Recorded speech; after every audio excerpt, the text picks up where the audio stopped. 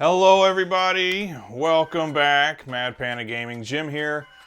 Today coming to you with a product review, which I don't do very often. In fact, I think this is maybe like the second time I've done this, reviewing one of these emulation boxes that's floating around out there. I think you've probably all seen it if you're online. You maybe see reviews on YouTube. They sell this stuff on like Amazon, AliExpress, a lot of it made in China. So you might recall several months ago, maybe almost like a year ago, I did a review on this thing, the Super Console X. This was actually sent to me by the manufacturer called Kinhank, and I, in that review, did not recommend that people buy this because it was kind of a shoddy product. It had a shit ton of ROMs and ISOs on it, and like, I don't know, like however many different emulators on it, like a ton of them. And it was one of those things where it's like, it's got 100,000 games or whatever, but most of it was just like, you know, just bullshit you would never even bother to look at or play. And then some of the games didn't work correctly. Actually, like a lot of the games I encountered, they either had significant issues or they just didn't work outright, or some of them even just like crashed the system entirely. So, I mean, this thing, it's pretty, you know, cheaply put together. I think they were selling this for like 40 or 50 bucks. But yeah, this had actually been sent to me by the manufacturer, and so of course I was in contact with, I guess, like one of their PR people or like a sales rep or something. And before I made the review, I got back in contact with them to let them know all the issues I found and to tell them like, okay, I can still review your product, but I'm not going to be able to give you a good review. I'm going to have to tell people all these issues I found. And then they were like pleading with me not to do that. Don't talk about the problems with it. Just, they didn't really want a review. They wanted promotion. It got to a point where they were like, okay, just keep it, but don't review it. And then eventually they came around. They were like, okay, I guess do what you got to do. They're, you know, I went back and forth a little bit with this PR person. They did not care for the fact that I actually gave the product an honest review and did not recommend it to people. And that's one of the learning experiences here on YouTube, because there were like a ton of reviews floating around on YouTube for this, and I think the follow-up to this was like the Super Console X Pro runs over 70 emulators. Yeah, and a lot of those, I looked at some of them, and the ones I did watch, with a few exceptions, some people were very honest, like brutally honest about it, but there are some bullshit artists out there that'll just tell you something is awesome just because they got it for free. Not gonna do that. So I did not recommend this thing to people, even though it was generously donated to me by the fine folks at Kinhank. But it came to my attention, like they've released a million like follow-ups to this. So there's been a Super Console 2 and 3 and 4. Eventually they got around to recently releasing, I think last year, they released this, the Super Console X5 Pro. And this was something I started seeing reviews of on YouTube and got curious because, again, I learned with this case that companies like Kinhank or whoever else, if they send you a product, they really try to push you to give their product a positive review, more of a promotion, like a commercial for their product than an actual review. So I was seeing really good reviews for this, and it looked interesting, mostly just because it's like a much more powerful version of what they'd released before that could run like PS2 and GameCube games and Dreamcast, and they're saying it could run it really well. And I wasn't exactly very trusting of that. But when I did see this on sale over the holidays on AliExpress of all places, I know I think in North America, you can pick this up on like American Amazon. It's not listed on Japanese Amazon, but it was listed on AliExpress, and it was listed for something like half off. I think I paid like $250 for it, which is not cheap, mind you, for just like an emulation device. But curiosity got the better of me. I figured I could get this, I could try it out and make a review for all you fine folks. So let's take a look at the actual device itself, which I haven't disconnected it. So it comes really in two bits. So you have the actual emulation box itself, which is where the chipset is, and then it came with this. Now there were options for, I think, a 350 gigabyte drive, or you could go the full whole hog and get a 4 terabyte external drive. which is what I did. So all of the games and emulators and everything, that's all housed in here. So this is 4 terabytes, and it came with a SATA connection. So when you actually have the console hooked up, this is what it looks like. So I've had it over on the floor. Other reviews have said it's not very aesthetically pleasing, but there it is. So there's the actual device, and I'll talk a bit later about what the actual chipset is and like RAM and ROM and the operating system and stuff. And then 4 terabytes. So 4 terabytes of games in here, which I think that thing came with like a 150 gig micro SD or like 250, whatever it was.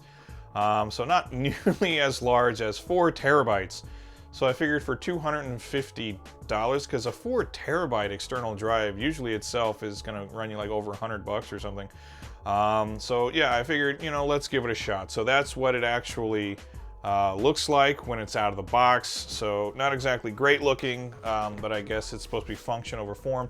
And it was shipped with a GameSir, basically like a knockoff PS2 controller. I'd never heard of GameSir before. The previous console shipped with some like really shitty, poor quality PS2 knockoff controllers, as you might expect. I mean, I think this thing is going for like $50, so it came with some controllers that probably cost them about $5 to slap together. I played with this for quite a while, was surprised to find it's actually not a bad controller. It's okay for like what I was using it for, like playing some PS1 and PS2 games. It functioned pretty well. The console automatically, out of the box, is set up to work with this, so the layout is mapped as just like a DualShock 2 controller. So this was pretty good, so I used this for a lot of the footage that I captured, especially when I was like playing PlayStation games, because, you know, PlayStation controller. So it was working really well, but eventually I did swap this out again for my 8-bit DOE ultimate wired controller, whatever it's called. But this was actually, I was surprised that this is actually a decent quality controller. Not great, mind you, but for what I was expecting, this was better than I expected. I expected another like really bad like $5 controller. This is just like a reasonably okay like $20 controller. So that's okay. All right, so that's the console itself, the controller, everything. I spent quite a lot of time with it over the winter break. I had a break from work, so I had an emulation box here that was, I think it's supposed to have like 16,000 games in it. Something to the effect of like 600 PS2 games, in the neighborhood like 800 PS1 games, over 1,000 arcade games, the entire NES and SNES and Genesis libraries, and a bunch of other stuff too. Actually, some surprising stuff in here.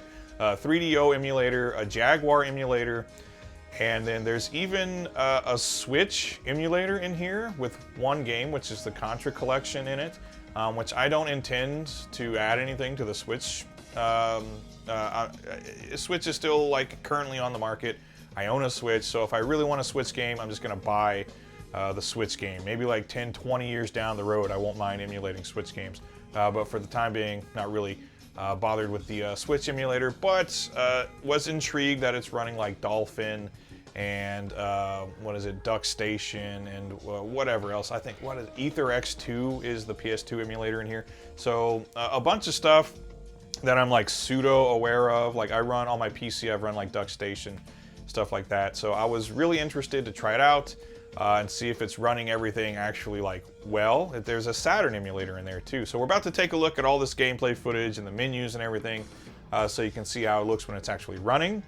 But yeah, so I was intrigued, but very cautious, because you can't exactly always trust reviews here on YouTube, especially when people get the items for free, which I did not. I think after my previous interactions with Kinhank, they're not interested in sending me any more free products.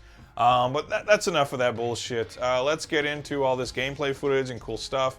I'll talk about the performance, and then we'll come back at the end of the video, and I will either recommend picking this up or I will recommend passing on it. Ooh, the suspense is killing me. Anyway, let's check this out, this thing in action. Okay, the Kinhank Super Console X5 Pro. So on startup, the main menu is pretty simple. It's got a bunch of different programs in there, your different emulators. You can go into some of them like RetroArch and then like Dolphin, Ether X2 for the PS2. You can go in there and play around with lots of different settings, and then there's some other programs in there. There's like apps, there's like YouTube and Game Pass and stuff, and then there's Pegasus, which when you go into Pegasus, that's where like all the consoles, all the games, all this stuff, it's just one big directory for all the stuff you choose from. And I can say that the directory in Pegasus is really nice. You move left and right to get to your different consoles, and then the game lists are there. And they have cover art for all the games, and then some information on the side, and then a number at the top lets you know how many games there are in each library. So some of them, maybe like a dozen games, and then other ones like the NES or the PS1, they can have like over 1,000 games in there. So yeah, the overall interface was pretty good. At the very least, it's a lot better than that original Super Console, which was kind of a pain in the ass. Although here you can like search for specific titles and other search filters, and there's a favorites section, and there's a section for your most recently played games as well, or I think it's like all the games you've played. I don't know how long that memory lasts or how far it goes back. That's pretty convenient as well. As far as what's inside the console itself, it says equipped with upgraded rock chip. I guess it's a chipset, RK3588S. So 8 core 64 bits. So that's 4 Cortex 876 and 4 Cortex 855 CPU. And then 8 gigabytes of DDR4 RAM, 64 gigs of ROM, and then of course Wi-Fi, Bluetooth, and it has an Ethernet jack as well, so that's pretty cool. And then, as I showed earlier, SATA output. So yeah, that's fine. The interface, the directory, all that's really good. So getting into some of the emulation. First up, basically anything that's like 8-bit, 16-bit, or like older arcade games, whatever that might be. I tested out some of it, but like not a ton of it, because the original Super Console could run that. Basically, that kind of stuff, NES, SNES, like Genesis, whatever it is, that stuff should be able to run on a potato now. So yeah, what I did play on here worked fine. We played some arcade games, we played NES, we played like Neo Geo Pocket Color, Sega Genesis, Sega CD, 32X, all that stuff. Works great. Nothing at all to complain about with any of those. And then yeah, there's like visual options you can apply through RetroArch for like upscaling, or you can add scan lines, whatever the hell you want to do. So that's pretty cool. Let's get to some of the consoles. I was a little more interested in trying out, starting with the Sega Saturn. They have a big selection of Sega Saturn games here, which I was intrigued to try out, because I know Saturn emulation is supposedly notoriously difficult just because of how weird Saturn hardware was. So I'll say this, the 2D Saturn games I tried out worked great. They were running real smooth. I think I tried out like Donpachi and Street Fighter Alpha, maybe a couple others. So those were working fine, like no complaints, no issues at all. Loaded up some of the 3D games, and that's where I was running into some issues. You can turn on a frame counter to see how they're performing, and they're supposed to be running at 60 frames. They were dipping, like it would show them going down to like 50 some odd frames, around 50 frames, but there was definitely like audio stuttering, and like just some like graphical, like slowdown, little graphical glitches and things like that. So, you know, when it comes to the Saturn, 2D games great, the 3D games leaving something to be desired. I tried out like several, like Daytona and like Sonic R and Nights into Dreams, and so yeah, I can say that there's still some work to be done there. With the Saturn, I'm kind of like 50-50 on that.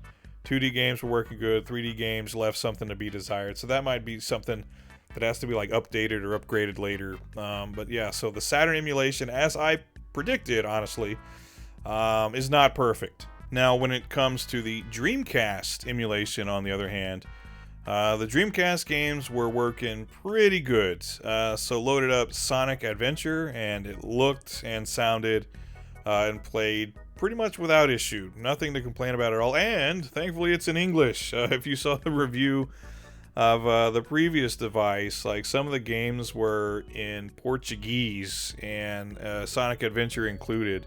So they weren't really paying attention when they were loading up the ROMs on that thing. So here, it was, working just fine. Sonic Adventure, no complaints. Crazy Taxi, same thing. Worked just fine. Perfect, in fact. Looks great. Sounded great. Played great. No complaints at all. And I'll take this opportunity to also say that this thing runs a Naomi emulator.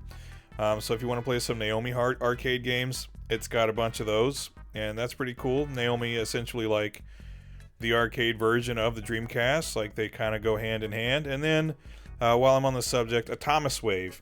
There is an Atomiswave emulator in here with a bunch of games. Tried out a handful of them. Melty Blow was on Naomi. Well, anyway, I tried out a handful of Atomiswave games, and they were all working perfectly too. Which is another thing, if you recall, the previous device, it had an Atomiswave emulator on it. Those games would play for like 10 minutes and then crash the whole console. So here they're running just fine. While I'm on this subject of the Dreamcast, though, Jet Grind Radio, I loaded up, and only in the first stage, the Shibuya stage, there was like some screen tearing or whatever the hell was going on. Which I think might be an effect of maybe some visual filters being applied by the emulator, and like the specific lighting of that stage. I'm not sure, because when I played other stages later in the game, that effect, like, it went away. So it might be something with that stage in particular, how it's lighted, different kinds of visual filters or upscaling that's being done internally by the console, because I wanted to just play like right out of the box. You can go in and play around with all kinds of different visual settings and stuff, as I said. I didn't really do any of that when I was recording the footage, because I just wanted to like play the console as it comes to you. So I might have to go in and tweak some like settings or whatever. So Jet Grind Radio, aside from that though, looked great and sounded great, and it played perfectly. That's just something to like keep in mind. You might have to fiddle with like settings and stuff, and then some of the games it might just be that way. Some of the games might just have some visual or audio glitching here and there. But for the most part, I was satisfied with the Dreamcast emulation. N64 was just like perfect. Like I know that N64 can be kind of difficult to emulate. That's not always perfect. I think I saw something the other day, even like on the Polymega. The N64 emulation is kind of hit or miss. Here though, I mean, it was pretty much perfect. So Mario 64 was playing a bit of that. No complaints. The visuals, sound, gameplay was all fine. Loaded up Diddy Kong Racing. Again, same thing. No problems at all. Looked good, sounded good, played good. No noticeable glitches or slowdown or anything like that. Kirby 64, just for a laugh, loaded that up. That was playing fine, looked and sounded good. And then finally for the N64, I loaded up Conker. Because Conker is, if I'm not mistaken, a late release N64 game, and kind of a good example of like what a high-end N64 game looks like. And here, it looks excellent. It looks like a slightly upscaled N64 game. So I was happy with the visuals, the sound, the gameplay. Starting to sound like a broken record. But I would just say across the board, all the games. And each of these games I tested for maybe like 30 minutes apiece. And they all looked, sounded, and played pretty much perfectly. So no complaints really at all with the N64 emulator. And so I moved on to the GameCube, which another one I was intrigued to try out. So the GameCube in here, it runs on a dedicated emulator, Dolphin. The GameCube and Wii. There's Wii games on here too, although I did not test out any of the Wii games. I haven't gotten around to that yet. But running on Dolphin, so I was interested because I've never emulated any GameCube games. So started with Go Go Hyper Grind, which is a game I'd actually never played before. So just something I've been wanting to play for quite a long time. So I thought I'd take this opportunity to get some footage for that. And yeah, it's a fun little game, but mostly I was just wanting to, see how it would run. And it's running just fine. Looks good, sounds good, plays good. Didn't notice any significant issues there, but for some odd reason, I loaded up Luigi's Mansion, and there were, for the most part, it was looking just fine. And then when I started playing, I realized the flashlight was just one solid color, which I know it's definitely not supposed to be. And then when I started using the vacuum, again, the little vortex came out and it was just a solid white color. So I don't know why that's happening, if that's just an issue just in general with like the emulator, or is it another thing where like a setting needs to be finagled with?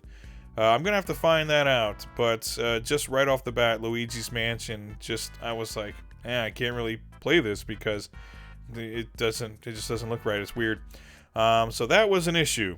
Then I moved on to Resident Evil, and that was fine. So I don't know, like maybe it's just an issue only with Luigi's Mansion, which is like, I don't know why the hell that would be, but could be because Resident Evil looked good and I didn't notice any visual glitches, no audio problems or gameplay problems. Same with like Go-Go Hyper Grind, that looked fine. I didn't notice any issues. So for whatever reason, Luigi's Mansion just got a problem. Maybe it's something to do with the transparencies. You got me. It's something I'm going to have to look into, I guess. And then I also tried out Wind Waker. And I hadn't played Wind Waker in a very long time, so I loaded it up just to play around with it a little bit. And this is a game I'm probably just going to end up playing through it all the way through on this thing, assuming there's never any problems.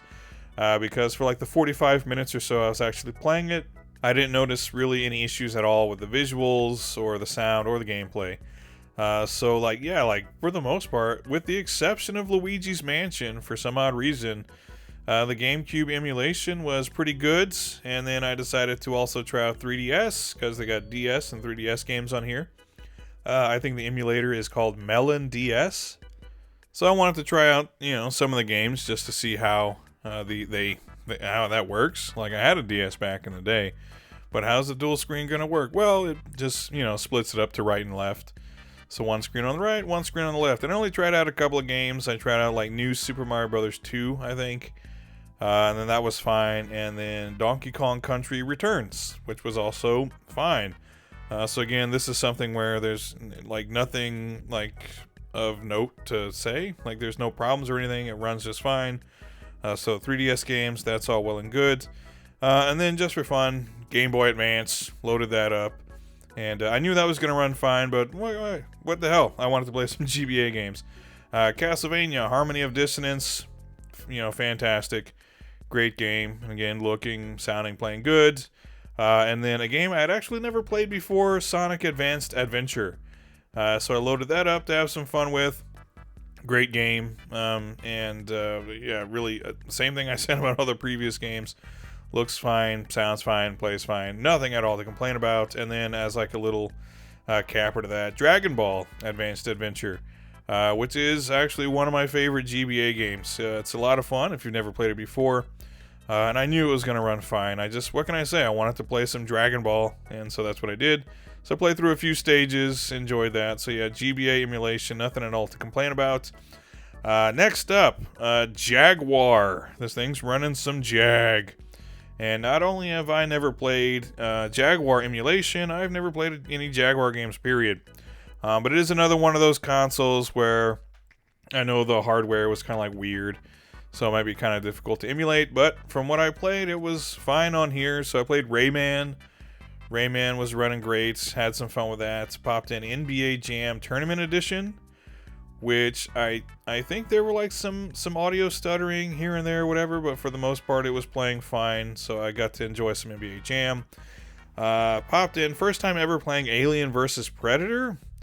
So I loaded that up, picked the Space Marine just for a little Doom style gameplay, from what I was told. I would like to record more footage of it, maybe for like a potential future video. But for the time, I just wanted to see if it was running good, and it did. So I played a little bit of AVP, and then against my better judgment, I loaded up a game called Ultra Vortex, a shitty Mortal Kombat knockoff, which, is good for a laugh. But again, just as far as like testing out whether the games run well or not, it ran fine. Not a good game at all, but it played fine. So yeah, thus far, the Jaguar emulation on the X5 is pretty good. And after that, I decided to load up some 3DO games. I thought that was pretty cool that there's a 3DO emulator on here. They only have like 8 games for it or something, like 7 or 8, but there's not that many like great 3DO games anyway. But I loaded up Gex, and Gex was playing fine. You know, can't go wrong with Gex. Fun little platformer. So that was good. And then Road Rash, which I think most people are in agreement that Road Rash is like the best game on the 3DO. It's just a good game generally. Really fun racing game. You can kick and punch the shit out of the other racers. So that's always fun. So again, looked and played fine. So 3DO emulation thus far, really good.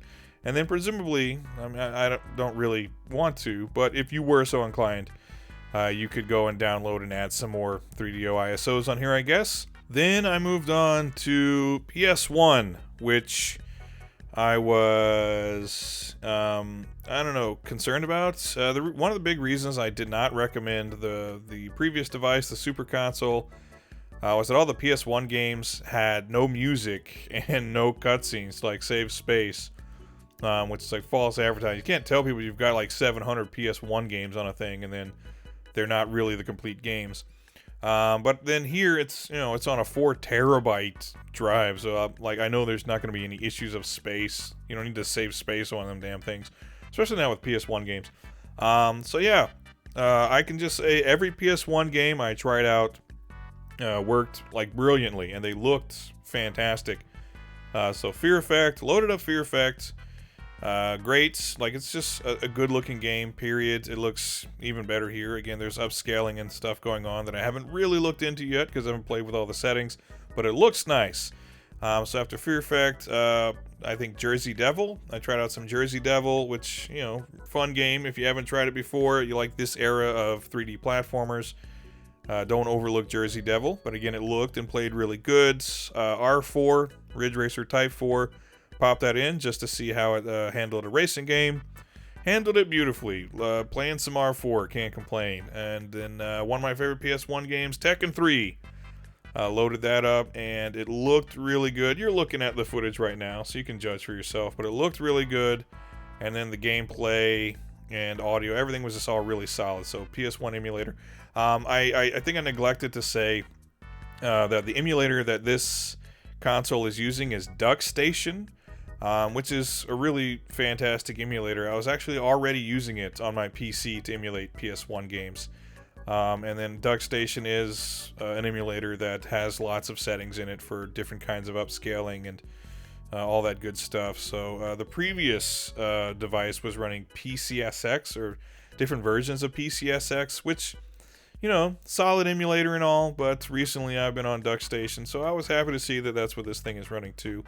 Last game I loaded up, Spyro, just to play around with some Spyro. One of my favorite PS1 games. And again, just like all the other ones, looked, sounded, and played great. So PS1 emulation on here thus far. I probably played like maybe about a dozen PS1 games. Only, you know, recorded footage for like a handful of them. But everything I've tried out so far has been more or less perfect. So the PS1 emulation gets my seal of approval. And then finally, the thing I was most intrigued to try out, the PS2 emulation. Just because, like, I don't know. I guess, I mean, I know it's the PS2. It's like 20 some odd years old now. Should be able to emulate fine. Like, I've had, you know, mixed results emulating PS2 games on my PC with PCSX2. Here, though, this console, the emulator it's using, I believe, is Ether SX2 or Ether X2, whichever it's called.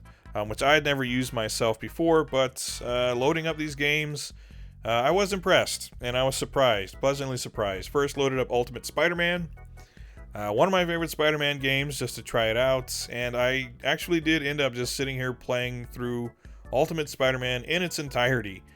So I played through the entire game without a single visual audio glitch, and the gameplay was pretty much perfect. So that's right out of the gate was like a really pleasant surprise for me. Loaded up Burnout Revenge, which, you know, very good looking game, fast playing, maybe kind of demanding on the CPU, I don't know. But I figured if I was going to test it with anything, Burnout Revenge was a good option. And again, played perfectly, no complaints there. Popped in Mercenaries, which is another game that's kind of late in the PS2's lifespan. I think Mercs was released in 2005, so by that time they had pretty much figured the hardware out as best as they were going to, And here it looks great, plays great, sounds great. I mean, pretty much perfect. I probably sat here and played Mercenaries for like between 3 and 4 hours, just having fun with it. And yeah, I didn't notice not a single issue. So that was very surprising, pleasantly surprising. So I moved on to Simpsons Hit and Run, another old favorite of mine. And again, there was literally not a thing I noticed wrong. No audio glitches, no visual glitches. Gameplay was perfect. And this is another one. I played this game in its entirety. I sit here over the course of like a couple of days and just played all the way through, between recording a bit of gameplay footage for other things. I finished Simpsons Hit and Run because I hadn't played this game in like 20 years. And so I just had a great time with it. So that put a big smile on my face. After that, loaded up Max Payne. Max Payne was great. Again, not a single issue popped up. Max was playing just fine. Another game I hadn't played in a long time. I was a little rusty, kind of shooting all over the place at first. Got to get used to the sensitivity of the sticks, but yeah, it was doing good. And then Kingdom Hearts popped in. Kingdom Hearts, actually think I'm just gonna go ahead and play through it. Haven't played through this game in like well over 10 years.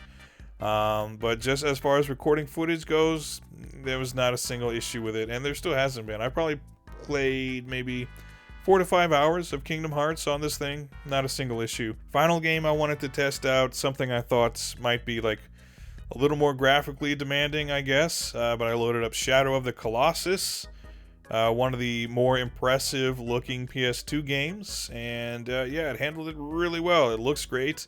I can say that during the opening cutscene, there was like some, I think like audio was like stuttering, like some kind of like little glitch popped up. But once I got to gameplay, there was like no issues whatsoever. So I went, killed the first Colossi. As you can see here, looking really, really good. So there was no issues at all with the gameplay, no issues at all with the visuals, aside from that like little bit of a hiccup during the opening cutscene. No issues with the audio after that either. So Shadow of the Colossus was running good too. And overall, with the PS2 emulation, aside from that one little issue with the intro of Shadow of the Colossus, which lasted maybe for about like 10 seconds, the emulation has been pretty much perfect from this. So that's been great. And so like, yeah, PS2, PS1, 3DO, Jaguar, GBA, 3DS, N64, Dreamcast, and all the 8-bit, 16-bit, all the arcade games I tried, that was all running great. The only things I had issues with at all were the 3D games on the Saturn, where those were a little wonky here and there, whereas the 2D games were fine. And then on the GameCube, with, oddly enough, just Luigi's Mansion having some issues with his flashlight, I guess. And then like the screen tearing on Jet Crying Radio.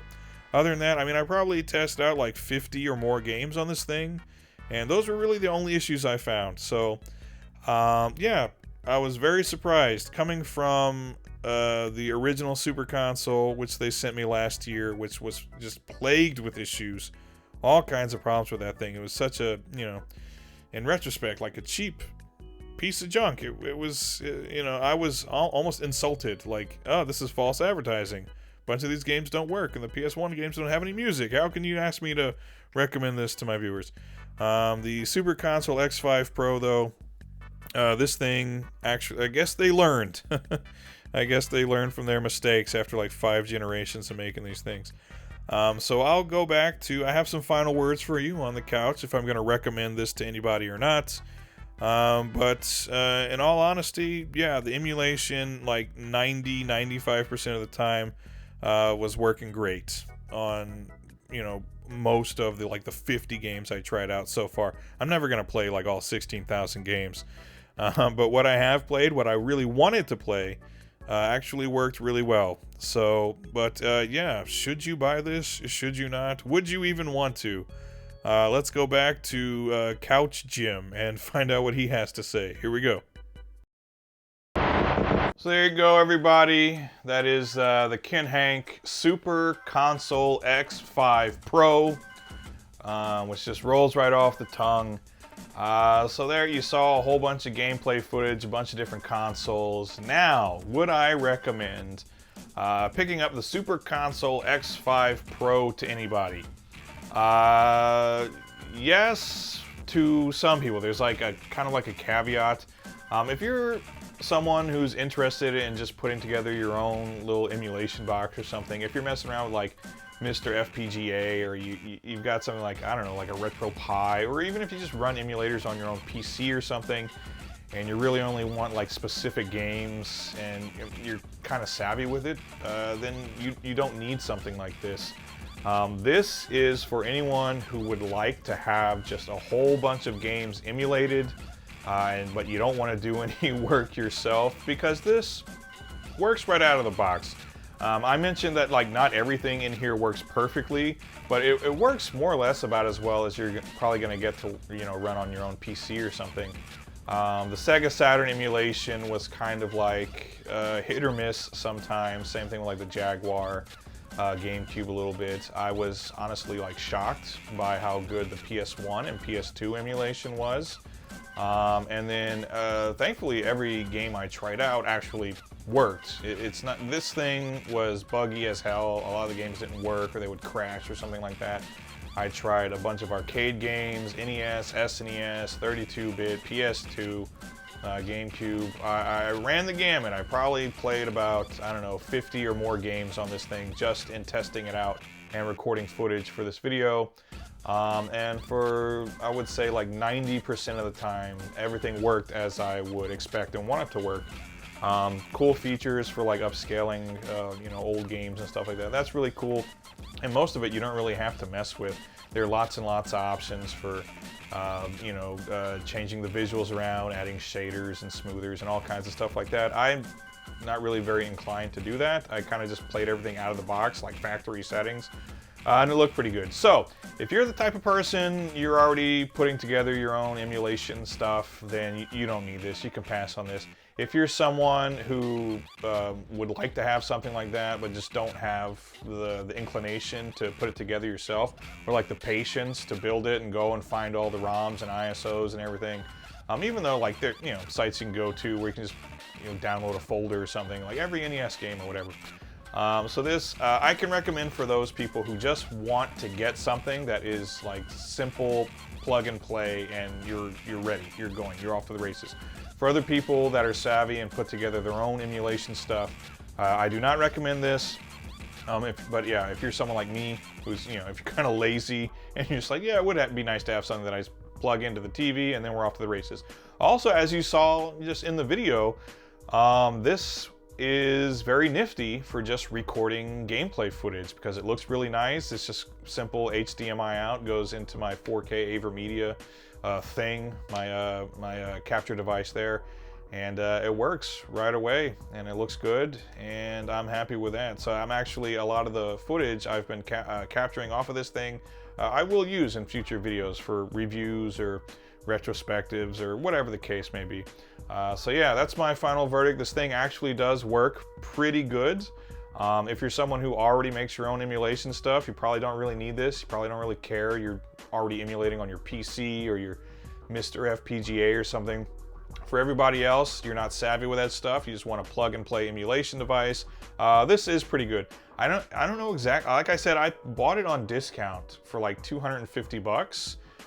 Which I thought was an okay deal for, you know, something that comes with like a nice big external hard drive and everything. I don't know, I think normally it goes for more like $350 or something like that. So I don't know, I guess I'll leave that up to you. If you have 350 bucks lying around and you just want this, you know, quick and easy emulation thing, go ahead and grab this. For everybody else though, pass on this thing. Just put together your own emulation stuff. Again, either on your PC or look up some. There are no shortage of tutorial videos on YouTube, how to set up a proper Mr. FPGA and update all the cores on it and things like that.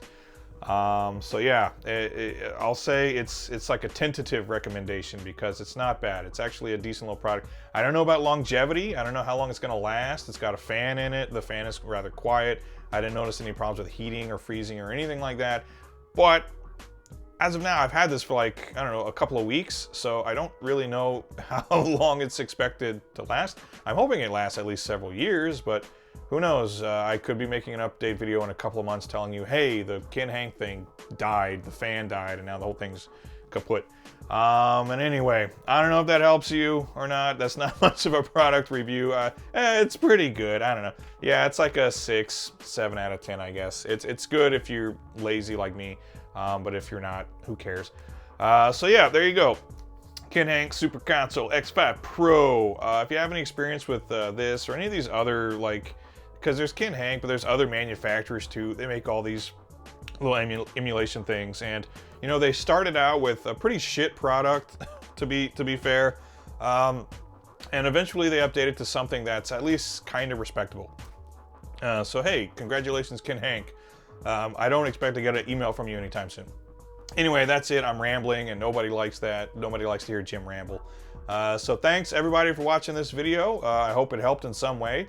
And do come back for the next video, whatever the hell that's going to be. Hope to see you then real soon. Take care. Goodbye.